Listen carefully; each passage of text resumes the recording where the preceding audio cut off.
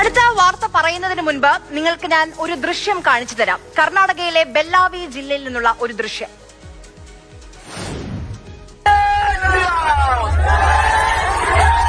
ആ ദൃശ്യത്തിൽ നമ്മൾ കണ്ടത് മഹാരാഷ്ട്രയിൽ നിന്നുള്ള ബിജെപി നേതാവ് ഹർഷിത ഠാക്കൂറിനെയാണ്. ബെല്ലാവിയിൽ നടക്കുന്ന അഖണ്ഡ് ഹിന്ദു സമാവേശ് പരിപാടിയിലേക്ക് ഹർഷിതയെ ക്ഷണിക്കുന്നു. ഹർഷിത എത്തുന്നു. പരിപാടിയിലേക്ക് പ്രവർത്തകർക്കൊപ്പം പോകുന്ന ഹർഷിത സമീപത്തുള്ള സയ്യിദ് അൻസാരി ദർഗയ്ക്ക് മുന്നിലെത്തിയപ്പോൾ ചെയ്തതാണ് ഈ കാണുന്നത്. ഒരു തവണയല്ല, പലതവണ പള്ളിക്ക് നേരെ അമ്പെയ്യുന്ന ആംഗ്യം കാണിക്കുകയാണ്. നമ്മുടെ നാട്ടിലെ സാധാരണക്കാരായ ലക്ഷോപലക്ഷം വരുന്ന ഹിന്ദുക്കൾ, അവരിൽ ഒരാൾ പോലും ഇത്തരം പ്രവൃത്തികൾ പ്രോത്സാഹിപ്പിക്കുകയും ചെയ്തില്ല. ഇത് ഞാൻ നേരത്തെ പറഞ്ഞതുപോലെ ആർഷഭാരത സംസ്കാരം എന്നൊക്കെ പറഞ്ഞ് നടക്കുന്ന കുറച്ച് ആളുകളുണ്ടല്ലോ, അവർ കാട്ടിക്കൂട്ടുന്ന പ്രവൃത്തിയാണ്.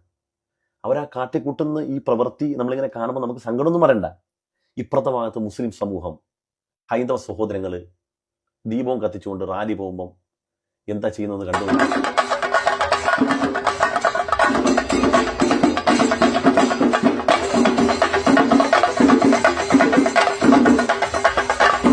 ഇസ്ലാമിക് സ്കോളേഴ്സാണ് അല്ലേ, ഇസ്ലാമിനെ കുറിച്ച് പഠിക്കുന്ന വിദ്യാർത്ഥികൾ. അവർ സഹോദര സമുദായത്തിൽപ്പെട്ടവർക്ക് പാനീയങ്ങൾ കൊടുക്കുന്നു, ചെറുകടികൾ കൊടുക്കുന്നു. ഇങ്ങനെ പരസ്പരം സ്നേഹവും സൗഹാർദ്ദം നിലനിർത്തുന്നു. അതുവഴി നമുക്കിടയിലുള്ള പാരസ്പര്യവും സ്നേഹവും ഒക്കെ നിലനിർത്തുന്നു. അതേസമയത്ത് ആർഷഭാരത സംസ്കാരം സനാതനം പറഞ്ഞു മറ്റുള്ളവന്റെ ആരാധനാലയത്തിന്റെ മുകളിലേക്ക് കുതിര കയറാനും, അവരെ ആക്ഷേപിക്കാനും പരിഹസിക്കാനും, അവരെ ഭീഷണിപ്പെടുത്താനും, അവരെയൊക്കെ ഹൈജാക്ക് ചെയ്യാൻ ഇങ്ങനെ നടന്നതുകൊണ്ട് എന്തു പറ്റി? നാഴികക്ക് 40 വട്ടം അവനവന്റെ സംസ്കാരം മഹിതമാണെന്നും പവിത്രമാണെന്നൊക്കെ പറഞ്ഞ് നടന്ന് സ്വന്തം ജീവിതത്തിൽ അത് ഉണ്ടാകാതിരുന്നത് കൊണ്ട് ഉണ്ടായ ഇമ്പാക്ട് എന്താണ്? അത് നമ്മുടെ കാളിച്ചേട്ടൻ പറഞ്ഞു തരും. അത് കണ്ടുപോയി. ഒരു മുസ്ലിം കുടുംബത്തിലെ കുട്ടി ജനിക്കുകയാണെങ്കിൽ ആ ജനിച്ചു കഴിഞ്ഞ ആ കുട്ടി കാണുന്ന ആളുകളിലൊക്കെ ഭയങ്കരമായിട്ടുള്ള ആ ഒരു വിശ്വാസവും കാര്യങ്ങളും കൂട്ടിക്കൊണ്ടുള്ള കാര്യങ്ങളാണ് പിന്നെ അവിടുന്ന് ആ കുട്ടി കാണുന്നത്. ആ കുട്ടി മോശമായിട്ടുള്ള ഒരു കാഴ്ചയും അവരുടെ കുടുംബത്തിൽ നിന്ന് കാണുന്നില്ല എന്നുള്ളതാണ്. മുസ്ലിമീങ്ങൾ മറ്റുള്ളവരുടെ ആരാധനാലയത്തിന്റെ മുമ്പിൽ പോയി കോസ്റ്റ് കാണിക്കാതെ, അമ്പും വില്ലും ഉണ്ടാക്കാതെ, കളിയാക്കാതെ അവനവന്റെ കാര്യം നോക്കി നടന്നതുകൊണ്ട് അവരെ മക്കളെ പഠിപ്പിക്കാനും ഉന്നത സ്ഥാനീയരാക്കാനും മഹിതമായ സംസ്കാരത്തിൽ ജീവിക്കാനും പഠിപ്പിച്ചു. അത് കണ്ട് ലക്ഷോപലക്ഷം മനുഷ്യർ പരിശുദ്ധമായ ഇസ്ലാം പഠിക്കാനും അതുവഴി ഇസ്ലാമിന്റെ ശാതുര തീരത്തേക്ക് എത്തി. എന്നാൽ മറുത്ത് എന്ത് സംഭവിച്ചു? ആർഷഭാരത സംസ്കാരമെന്നും ഞങ്ങളാണ് മഹിതമായ സംസ്കാരത്തിന്റെ ഉടമകളെന്നൊക്കെ പറഞ്ഞ ആളുകൾക്ക് എന്ത് പറ്റി?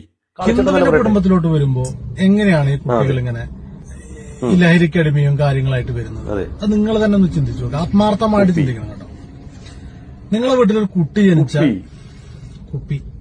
കുപ്പിയോട് കുപ്പി, നിങ്ങളെ വീട്ടിലെ കുട്ടിക്ക് 28 കെട്ടാൻ കുപ്പി, കുപ്പിയോട് കുപ്പി, പിറന്നാൾ കഴിക്കാൻ കുപ്പി, നിങ്ങളുടെ അച്ഛന് പിറന്നാൾ കഴിക്കാൻ കുപ്പി, അമ്മയ്ക്ക് പിറന്നാൾ കഴിക്കാൻ കുപ്പി, അച്ഛന്റെ ഷഷ്ടിപൂർത്തിക്ക്. അപ്പൊ അതുകൊണ്ട് ഒറ്റ കാര്യം പറയാനുള്ളൂ, അവനവന്റെ സംസ്കാരം അവനവന്റെ ആശയം മഹിതമാണെന്ന് മാത്രം പറഞ്ഞിട്ട് കാര്യമില്ല, സ്വന്തം ജീവിതം കൊണ്ട് അടയാളപ്പെടുത്തണം.